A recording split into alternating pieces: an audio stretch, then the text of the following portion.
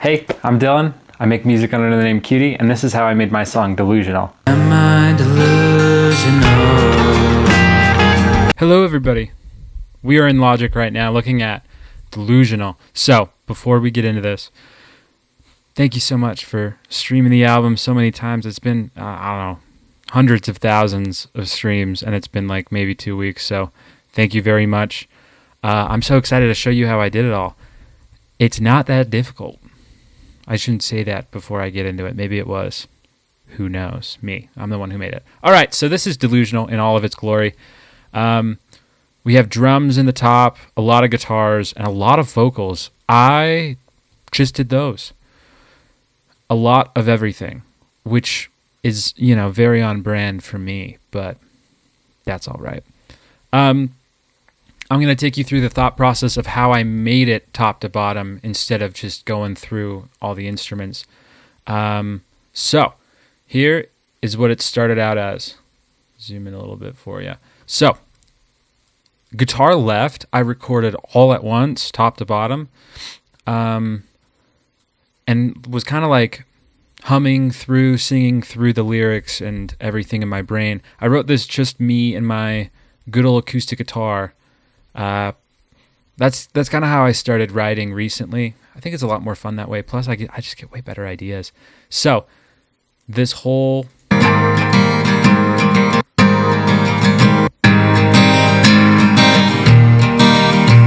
acoustic guitar is somewhat of a one-take wonder. I think I may have made a couple mistakes and fix it in there later every once in a while, but it is what it is. Probably the best and worst part about this song is it's in E flat, and I tuned my guitar down, and these little 5/8 sections. We'll talk about those later. But yeah, so I overdubbed on top of that with another acoustic guitar, and with the recent rise of AI, I thought, while I was making this album, I shouldn't ever try to make things too perfect. I think you should always strive for making things tight and together and everything like that. But especially in this acoustic right, you can hear all these little scratches that I accidentally made. Like that right there. Just a unique little sound, but it adds to the overall flavor of the song at the end of the day. I used to hate it. I was like, dude, I really got to redo this guitar part. Nah, it stayed in. I like it too. So, this is really the foundation of the whole song. A lot of rhythm, a lot of drive in there. Very nice. If you can see in the left side of this, I didn't put much on it. I put gain to, balance everything out, and then bus 8, which is just a little bit of reverb. Very raw, uncompressed, uneq'd. I kind of liked it that way. One thing that I learned probably a little too late in my production career is if it's not sounding bad, you don't need to fix it. If it ain't broke, don't fix it. Holy smokes. What wonderful advice. I don't EQ and compress things as much as I used to. I still do it a lot, trust me. It needs it. But especially now, I'm starting to like raw sounds a little bit more. Especially AI has just ruined my taste on modern music. All right, so in classic Cutie fashion, we have a lead guitar.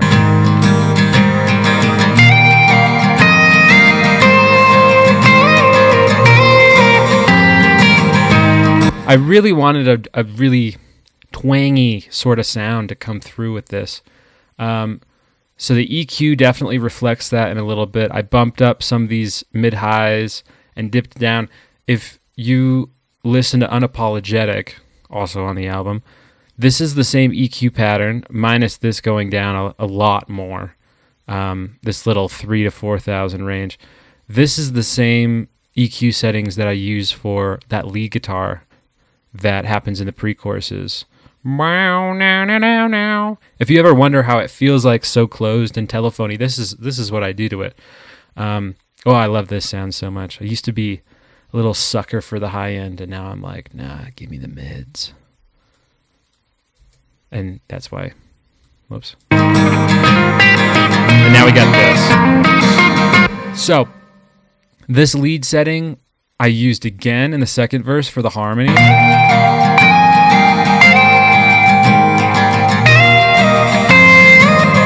I made it a little bit more extreme though. I wanted the harmony to shine a little bit more than the normal.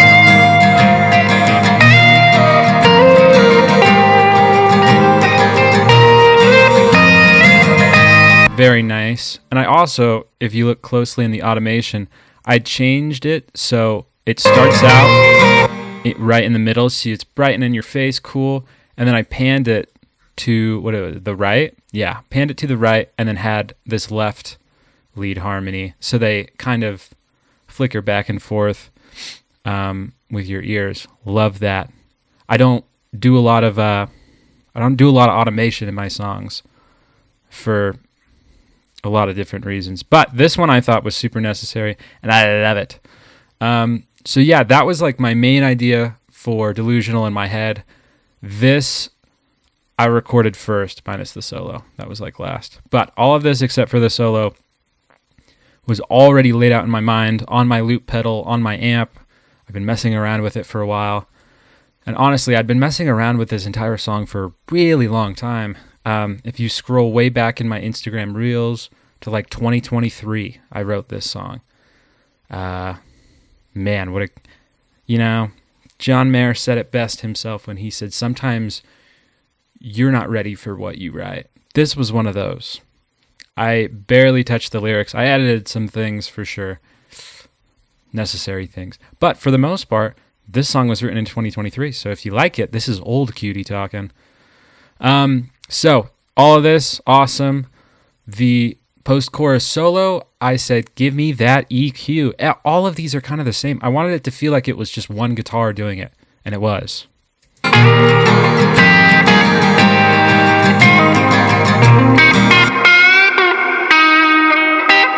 Obviously, there's a little bit more reverb on it and all that stuff.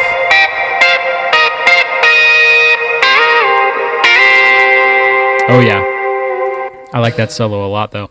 But yeah, all of that together is the main guitar beef of it. Very fun guitar part to write. We have some sauce, as I like to call it, stuff that just fills the space a little bit more.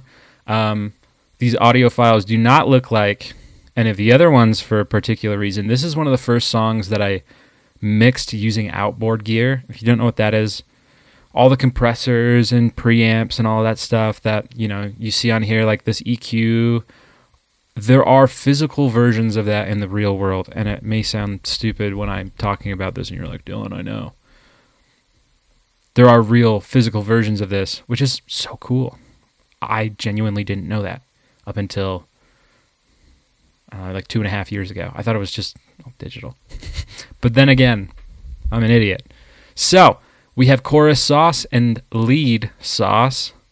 Chorus sauce is very...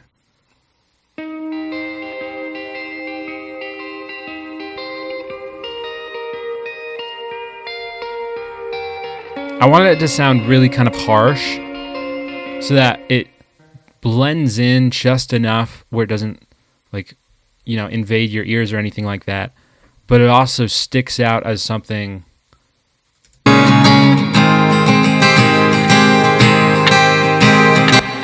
something that separates the chorus from the rest of the song.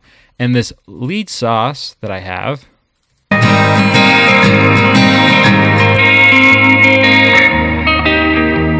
it just sounds so like so chewy.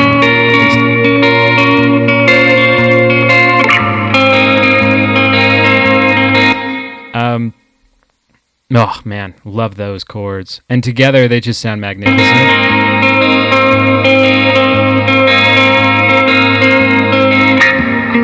When we play this song live, we actually split the chorus section up into just these two parts. Ethan, my lead guitarist, shout out Ethan, takes this one, chorus sauce, and I take this lead instead of keeping this rhythm going, and it really helps separate everything. Oh, it sounds amazing. Okay, so 5/8 section. We're going to talk about that right now. In my brain, thought I need to spice up my music a little bit more. I feel like it's gotten really basic. Yeah, sure. But that's what I was feeling at the time. So I decided to switch out the time signatures a little bit from 6/8 into 5/8. Just sounds a little bit like more edgy and unfulfilling, which is exactly what being delusional is all about. How fitting.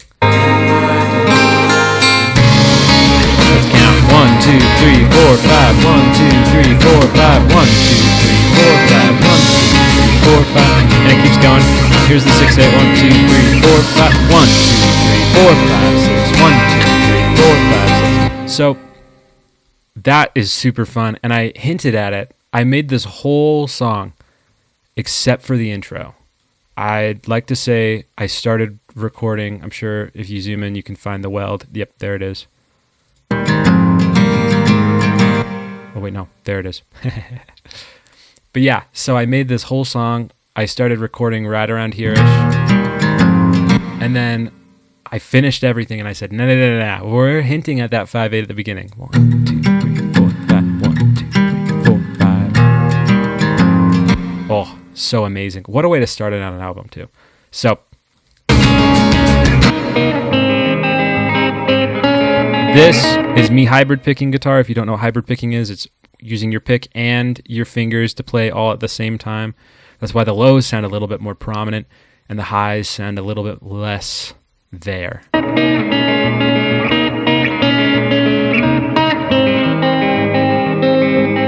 I also EQ'd it rather bass heavy. Sweet. Outro sauce. This is just, I was emphasizing the lows.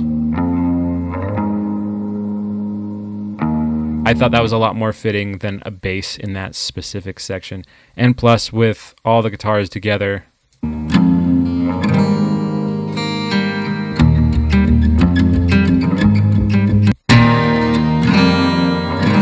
yeah, sounds a lot better. Love that. Okay, bass, again, one take wonder on this.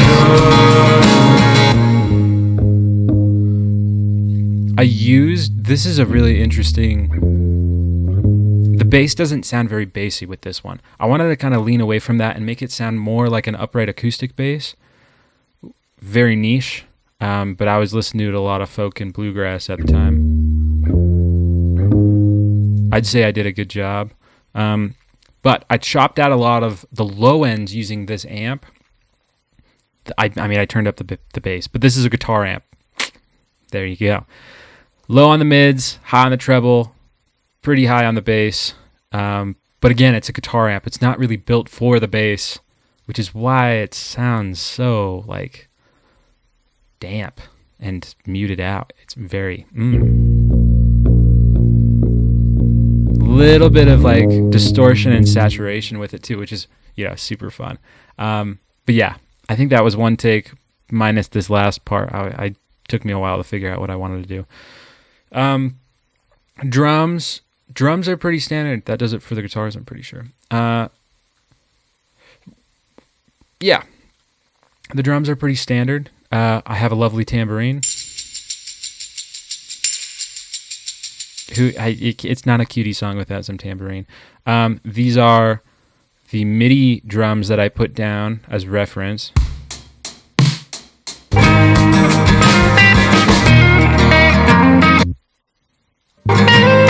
Well, I don't want to do all that. But yeah, MIDI drums as reference. They did not make the final cut, of course.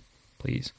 I didn't use any samples. I wanted this to feel like you were in the room listening to it, which is part of the reason why the guitars are all EQ'd very, very similarly.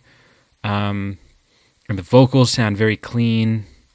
Not a lot of effects on those, minus the harmonies. We'll talk about those. But yeah, the drums themselves. Shout out Nick. Drumming. Holy smokes, what a wonderful job. But same deal on this. I put a little bit of reverb on bus number 8, and I did some bus compression and saturation. And it worked out great. All of the drums are compressed the exact same. Again, wanted it to feel as real as possible, like you were in the room with them. Really simple on the drums. You just get somebody to drum who's a good drummer. Vocals, all of this stuff is just the main vocals with it all, with a couple of doubles, double on the left, double on the right. Seeing your face on every wall, wondering if I should make. Now, I am no stranger to doing harmonies. I am a stranger to doing harmonies that you can actually hear, and that, kind of counter groove with the melody of the song. This was a very exploratory moment for me. Make that call to you. And they don't sound great by themselves, but somehow with the rest of everything else in play, it sounds just so uplifting. Make that call to you. I think something to do with the acoustics and the harmonies just working together to make some beautiful noise. Loved it. I think I want to try using harmonies again in the future, like a lot of them like this. And this isn't even a lot. This is just a lot for me. I want to make that very clear. 1, 2, 3, 4. Yeah, not a lot of harmonies. 1, 2, 3, 4, 5, 6, 7, 8. Still not a lot of harmonies. But here we are.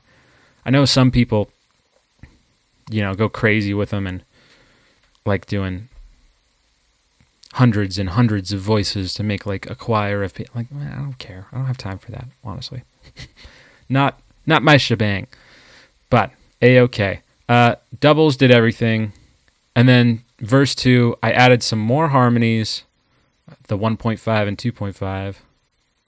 I hope that you think that's okay. Just a nice little third. I don't know if you guys have noticed. I like my thirds. I like my guitar harmonies too. I mean, these two.